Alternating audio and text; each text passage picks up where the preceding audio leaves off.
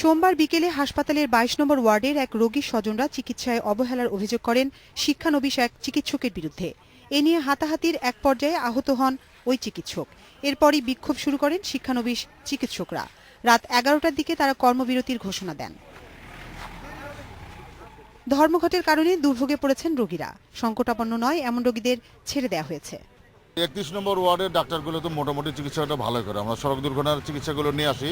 আমার ৫ নম্বরে আর ১১ নম্বরে ২টা রোগী আছে। ডাক্তার বলছে আজ হবে না, অন্যদিন আসেন। আপনি ৩ সপ্তাহ ওষুধ দিলাম, ৩ সপ্তাহ পরে আসেন।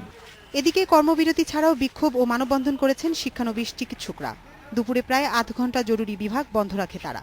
নিরাপত্তাহীনতার অভিযোগ তুলে হাসপাতাল কর্তৃপক্ষকে দায়ী করেছেন তারা। যতদিন পর্যন্ত না আমাদের আহত ভাই পরাগের গায়ের দাগ শুকাবে, তার রক্তের দাগ শুকাবে, ততদিন এবং যতদিন পর্যন্ত না আমাদের প্রশাসন আমাদের পূর্ণাঙ্গ নিরাপত্তা দিতে সমর্থ হবে, ততদিন পর্যন্ত আমাদের এই কর্মসূচি লাগাতার চলবে। এদিকে চিকিৎসা সেবায় যাতে বিঘ্ন না ঘটে সেজন্য সিনিয়র চিকিৎসকদের সাথে বৈঠক করেছে হাসপাতাল কর্তৃপক্ষ।